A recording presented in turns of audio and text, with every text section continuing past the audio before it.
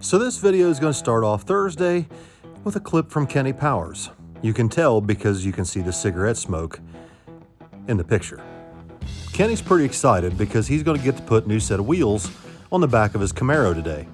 Somebody sent him a set of Weld RTS wheels with the perfect offset.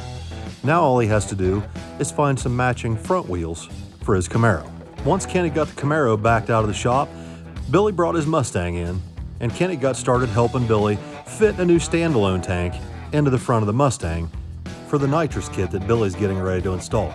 Vicky and Harley were working on inventory in the shop, and I was getting the Malibu ready for a friendly grudge race on the street this evening with some friends of ours from Columbus. These guys have helped us out in the past when we were in a pinch and broke down in town.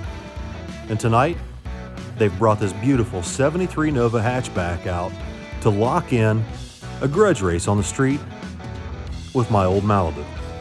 Now these guys are known for getting down in the street in Columbus quite a bit, and I have absolutely no idea how fast this 73 Nova is. They offered to lock in a street race with me a few weeks back, and I've done a little research. The car's got some coilover shocks, it's got a cage, it's got some Caltrac bars on the back, and a set of Hoosier slicks. From what I can tell, it's a pump gas 400 small block Chevy. Now they're going to run this Nova on motor against my Malibu on spray. Given the weight difference between the Nova and the Malibu, and the cubic inch difference, this should be a fairly close race. But I know how deadly a leaf spring Caltrac car can be on the street. And for the first time in my life, I'm not sitting in a car with leaf springs or Caltracs. Now since these guys were nice enough to come to us and race on the spot that we've raced on before, I gave them lane choice, and they decided to take the right lane. Now given the fact they'd never been on this spot before, it's no surprise to me that the Nova struggled to get off the starting line. Going off the foot brake on a drag radial on this spot left me no choice but to use a very conservative ramp in the nitrous controller on the Malibu. And even though the Nova was spinning in the first 60 feet, I had to play catch up.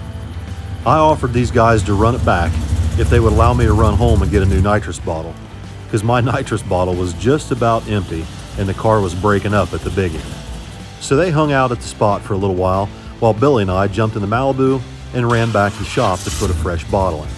From what I witnessed in this first race, there is no way I've got anything for that Nova without the nitrous kit turned on. And with as hard as this Nova is capable of leaving on this spot, I may not be able to get around him even with a full bottle. For these guys to come out here on a spot they've never raced on, we definitely had the upper hand the first time. But now they've got a hit on this road, they'll have an opportunity to make adjustments and apply much more pressure this time in the first 60 feet. So taking all this into consideration, I do a little bit hotter burnout and I warm the bottle up as hot as I can get it with my Nitrous Express bottle warmer in the trunk, because I feel pretty confident it's going to take every ounce of horsepower I can get to push this 3,800 pound Malibu around that Nova at the 660 foot mark. Now I am currently running the fuel tank completely full of fuel to keep as much ballast in the back as I can get. But being on a drag radial on a spot like this, I have to be conservative and wait until the car makes the second gear shift before I start ramping in the nitrous. But once I put the car in high gear, the nitrous ramp goes all in. And as I figured, I needed every ounce of power I could muster to get around that Nova. Yeah, left better. Took a couple pounds of the pressure on the tire. Yeah, it looked like old Dad had to do some catch up there.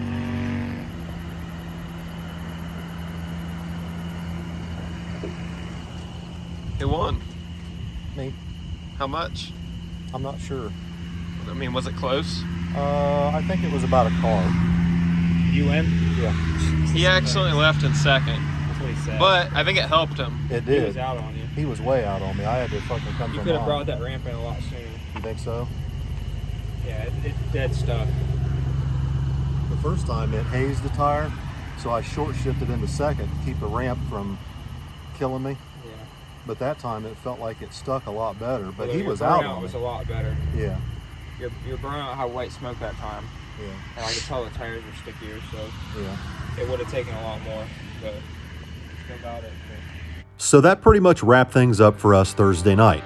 We all went home to get some sleep because Friday morning we needed to get up bright and early to get everything ready to head down to Cincinnati for Cincy Street Nights at Edgewater.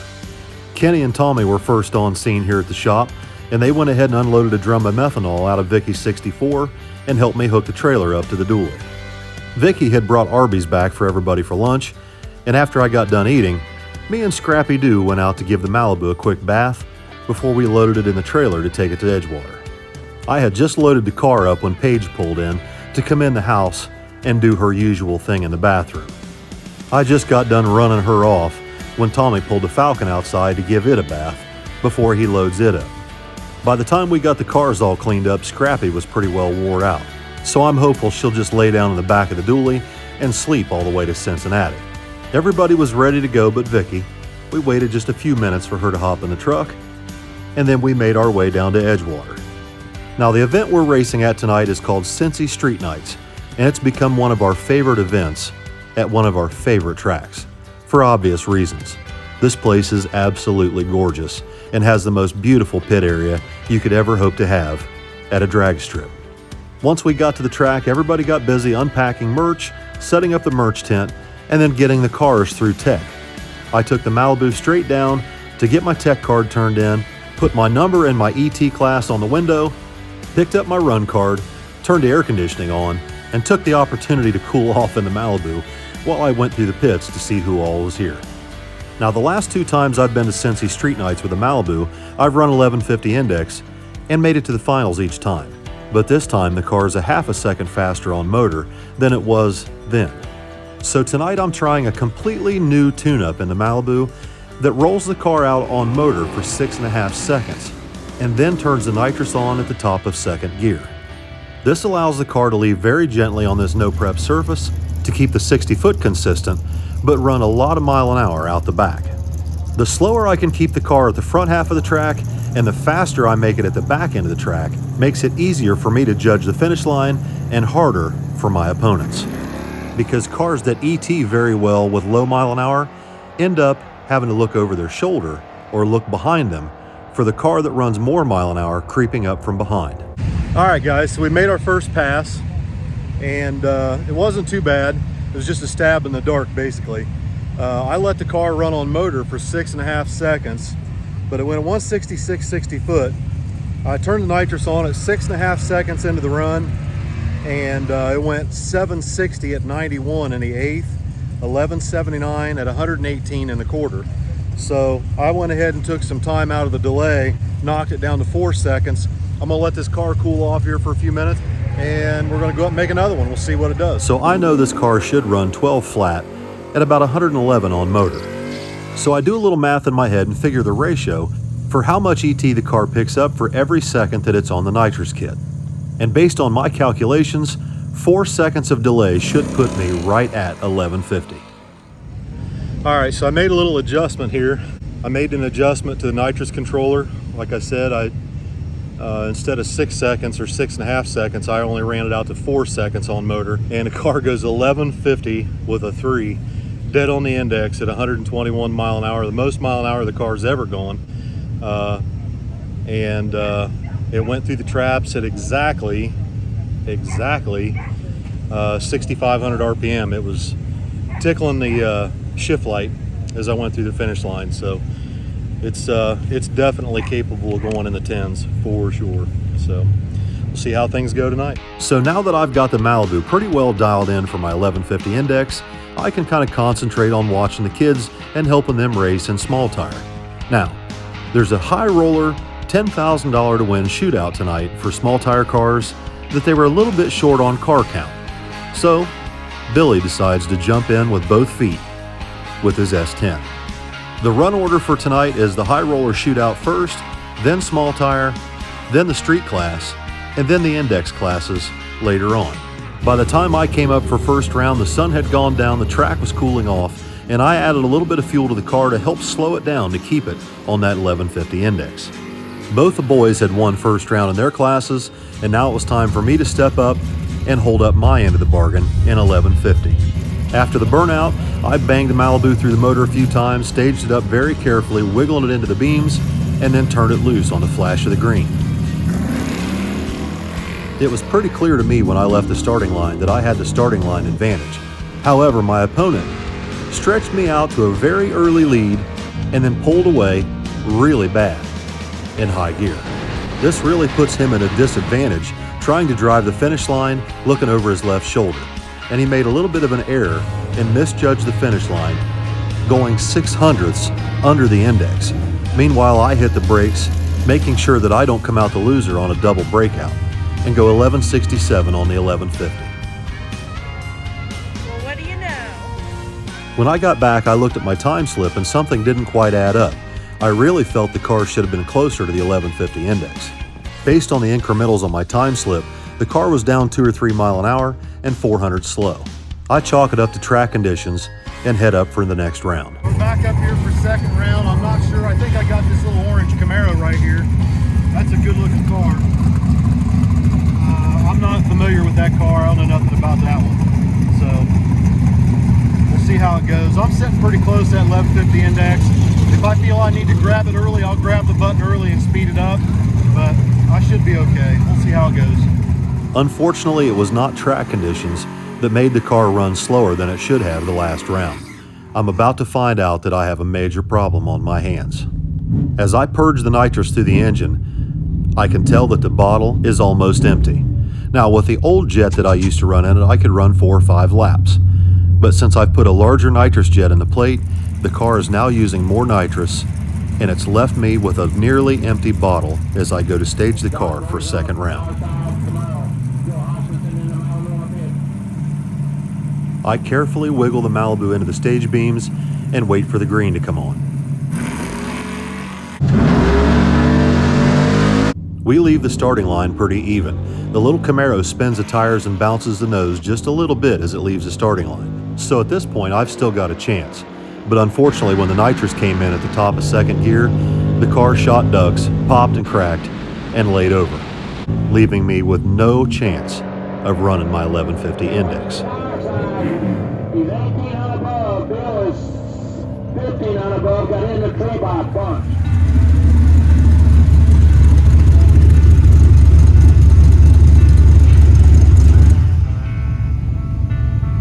Well, It's hard to run the number when the bottle's empty. oh, I went up here to purge it just before I staged it. Cracked it a couple times and it felt soft, and the last time I cracked it, I could tell the bottle was empty. There's nothing I could do. The last round, I put 6 gallons of gas in it trying to slow it down. Remember I said that? And it should have gone to 50, and it was sitting about a 54, and the mile an hour was down. That's why the bottle was empty. I'll be darned. It's just it's on a bigger jet, and it's using more nitrous faster than I'm used to. And I thought I could get one more pass out of it, and I didn't. So my night in the Malibu is completely done, and the problems for our camp didn't stop there. The Falcon won second round, but fell victim to a fuel system problem, and possibly even an ignition problem. The kids weren't exactly sure what was wrong with the Falcon. The engine had died in the shutdown and failed to restart. I went down with a golf cart to check on Tommy and pushed him back with the golf cart using my foot on the rear bumper. The kids worked non-stop to make the round call, but unfortunately, the Falcon refused to start. Billy, Rob, Tommy, and Eric Manns worked until the last person had driven out the gate to try to get this Falcon to start or figure out what was wrong, but to no avail. At this point, it was 2 o'clock in the morning, the event was over, and Billy had been laying in the dirt underneath the Falcon all night. He was exhausted, he was filthy dirty, and we were all just ready to go to bed. The only problem is Billy still got a 2-hour drive home. So we all get the Falcon lined up on the trailer, and Billy uses the winch to pull the Falcon up on the front, and then we can pull the S10 up on the back. But the S10's got problems too. The torque converter that's currently in Billy's S10 was built for Tommy's S10, and we thought that the converter would be considerably tighter and run more mile an hour out the back. While the converter is much tighter to come up on the 2-step, for some reason it's extremely loose in high gear, and as Billy rolls the boost in, the converter slips so bad that the truck is a tenth slower at Edgewater than it was at Katy Dragway a few weeks ago. So literally nothing went according to plan Friday night at Edgewater. The kids headed home around 3 o'clock in the morning, but Vicky and I decided to stay the night, and instead of racing on Saturday, we instead took the day off. We slept in a little bit, and when Vicky got up to get in the shower, I took the dogs out on the golf cart for a ride and to do a little exploring. We rode around the pits and looked at some of the cars, and by the time we got back to the trailer, Vicky was just about done fluffing her hair. We decided instead of racing today and being hot and sweaty, we'd clean the car up a little bit and go for a little ride in the air conditioning. So I wiped all the numbers off the windows and got the car cleaned up just in time for Vicky and I to go to breakfast up at Cracker Barrel. According to Vicky and her GPS, it's only a few minutes away. So we load up in the car and head out of the track to cool off and get something to eat. Now, even though we didn't do very well last night racing, we still had a really good time and got to talk to a lot of people. Met a lot of new people and caught up with some old friends as well. And I'm really excited about what the car ran last night for mile an hour. At least I was. Once we got on the freeway, I realized there had been a casualty of that 121 mile an hour pass. The speedometer needle broke off in the dash. The odometer's still turning, so I know the cable's not broke, so I guess I'll just have to add that to the list of things I need to fix when I take the dash apart to fix the gas gauge. Regardless of the speedometer being broke, it's still a beautiful day outside, and we're definitely happy to be at Cracker Barrel to get something to eat and evidently do a little bit of Christmas shopping. Believe it or not, they've already got Christmas stuff out, and it's not even September yet. We haven't even got through Thanksgiving or Halloween. But that didn't stop Vicky from window shopping. She managed to get a radar lock on this light-up Grinch. Last year it was a light-up Chinese snowman, so I wasn't too surprised when she came out the front door toting this stupid thing in a bag. But I can't say the same for this guy sitting there in a rocking chair. Anyway, I told her to toss Grinch in the trunk so we can head back to the track and get everything loaded up to head home. We had a nice peaceful ride back to the track until we pulled in and nearly witnessed this motorcycle accident. Luckily, the guy in the Camaro was paying attention and got stopped before he hit the motorcycle. Anyway, we got back to the track and started packing things up so we can head home. Vicky helped me get the Malibu loaded up in the back of the trailer. We got all the totes and merch put away, and it was finally time to pull out and head home. We made it back to the shop just before sunset. Tommy, Billy, and Kenny were already at the shop working on the race cars. Well, not the race cars, the street cars that we occasionally race. Kenny's got his Camaro all cleaned up, and Billy washed his Mustang in preparation for some test hits tonight and maybe a little cash days on the street Sunday afternoon. All right, everybody, welcome back to the shop. It is Sunday night, almost Monday morning, and we had a pretty eventful day last night, which you've probably already seen that on Street Racing Channel. Billy and Kenny went out and did a little testing last night and did a little grudge race, and Kenny beat him twice. Kenny in the Camaro beat Billy's Mustang twice. So that's got quite the fire lit under Billy to get the wick turned up on that Mustang somehow. So if you haven't seen that yet, make sure you go over to Street Racing Channel and watch that video from last night. It's pretty good. We had a lot of fun last night. Kenny especially had a lot of fun. But the street cars are just a ball. Low maintenance, not a whole lot of money to take them out and run them, and a lot of fun. So today we got into some more shenanigans. I can't say too much about it. It was filmed today. Probably have a video out, I'd say probably tomorrow. I think Tommy's at home editing right now. But there was a streetcar cash days that went down today. And me, Billy, Kenny was supposed to go. He didn't quite make it. Brendan in the stick shift full-size Chevy pickup was there. And a handful of other cars, some really nice cars showed up. And we got busy.